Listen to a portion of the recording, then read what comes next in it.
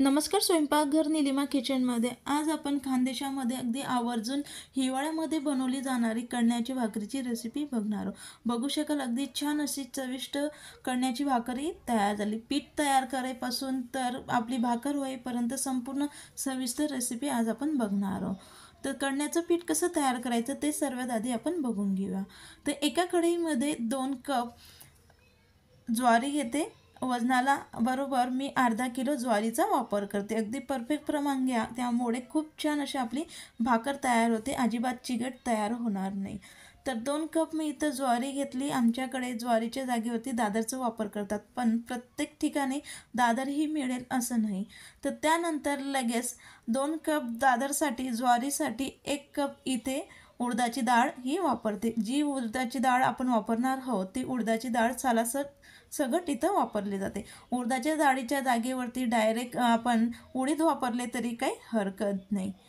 तर अर्धा कप इथे मी तांदूळ घेतले. वजनाला 150 ग्रॅम आपण इथे तांदूळांचा वापर केला आहे. 150 ग्रॅम बाजरीचा वापर केला आहे. 150 ग्रॅम बाजरी म्हणजे अर्धा कप इथे बाजरीचा वापर केला आहे. 2 चमचे बडीशोप, 2 चमचे इथे आपण आता धनेही वापरणार आहोत.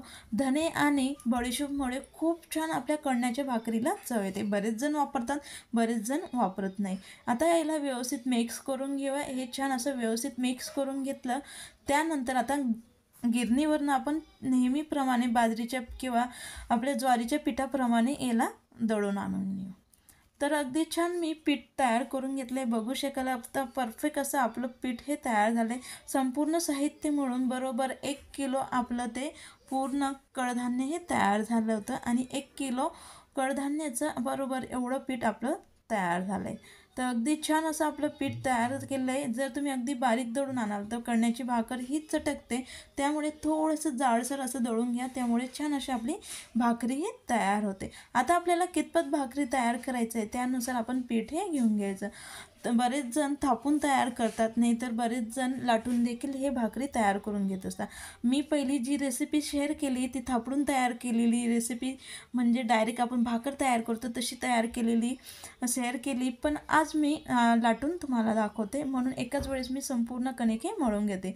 त्यानंतर त्या कणकेमध्ये चवीनुसार मीठ घालून आता आपण अगदी थोडं थोडं पाणी घालत, नेहमी आपण भाकरीचं कणिक मळतो त्याच्यापेक्षा थोडंसं आपण याचं घट्टसर असं कणिक मळून घेणार आहोत. ज्यावेळेस आपण लाटून घेऊ अजिबात आपल्या पाटाला आणि लाटण्याला आपलं पीठही चिटकणार नाही.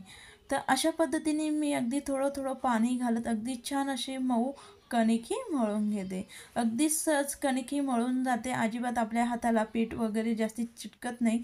आपण अगदी बरोबर असं करण्याचं म्हणजे पिठाचं प्रमाण घेतलं, जे काही कडधान्य आपण घातलं आहे ते अगदी परफेक्ट प्रमाणात घातल्यामुळे हाताला अजिबात पीठ हे चिटकत नाही. जर उडदाची डाळ जास्ती प्रमाणात झालं तर आपल्या हाताला पीठ हे अगदी जास्ती चिटकतं आणि भाकर पण चटकते.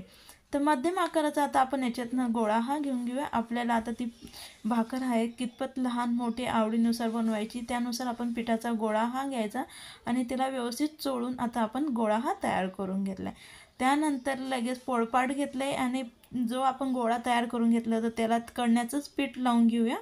कणण्याचंच पीठ लावून घ्यायचं. त्याला काय आपल्याला बाजरीचं, ज्वारीचं किंवा आपल्या गव्हाचं पीठ वगैरे अजिबात लावण्याची गरज नाही. हाताने मी अगदी छोटीशी अशी पुरी तयार करून घेतली, त्यामुळे एकसारखी आपली अशी भाकर ही लाटून होते. तर लगेच मी अगदी छान बारीक अशी भाकर ही लाटून घेते.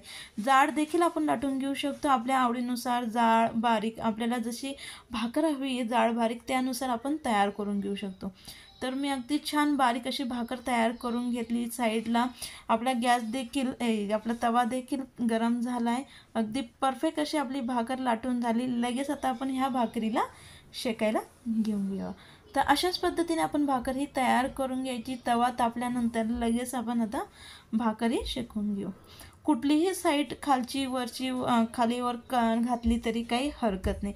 आता आपण ह्या भाकरीला अजिबात पाणी वगैरे लावणार नाही आहोत. जर तुम्ही तापून भाकर तयार करून घ्याल त्यावेळेस नक्की आवर्जून पाणी लावून घ्या. आता ही आपली बारीक भाकरी म्हणून आपण अगदी परफेक्ट म्हणजे पोळी तयार करतो अगदी तशीच तयार करून घेणार. फक्त 1 मिनिटभर एका साईडने शेकून घ्यायची. लगेच दुसरी साईड लगेचच आपण पलटून द्यायची, त्यामुळे आपल्या भाकरीला तळे जात नाही आणि छान ती मऊसूत होते आणि फुलते देखील अगदी छान. दुसरी साईड देखील मी अगदी परफेक्ट अशी शेकून घेतली आणि लगेच आपण दुसऱ्या साईडने आता पलटून तिला शिजवून घेऊया. बघू शकाल अगदी छान आपली भाकर ही फुगली आहे आणि अगदी परफेक्ट टम्म फुगलेली आपली कणण्याची भाकर ही तयार झाली. आता कणण्याच्या भाकरीसोबत बरेच जण चटणी ठेचा खात असतात. आज खास मी तुमच्यासाठी अगदी छान अशी चटपटीत झणझणीत ठेचाची रेसिपी देखील शेअर करणार आहे.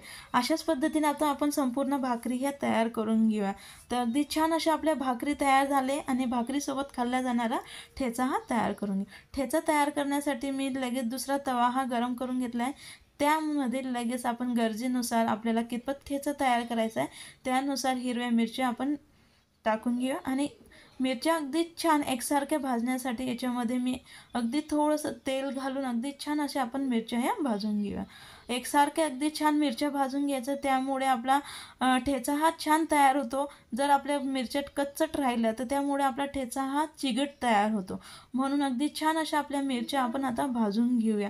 अगदी तेल टाकल्यामुळे लवकर आपल्या मिरच्या एकसारख्या छान भाजून होतात.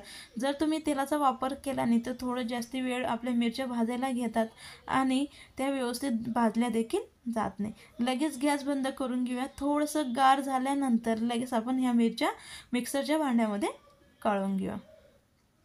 थोडं गार होऊ दिले आणि त्यानंतर मिक्सरच्या भांड्यामध्ये आपण मिरच्या काढून घेतल्या. त्यामध्ये लगेच 2 ते 3 लसणाच्या पाकळ्या, आवडीनुसार आपण लसूण हा घालून घेऊ शकतो. जर लसूण आपल्याला जास्त आवडत असेल तर जास्तही घातला तरी काही हरकत नाही. अगदी थोडंसं मीठ जरा जपून घाला जेणेकरून आपला ठेचा हा खारट होऊ नये.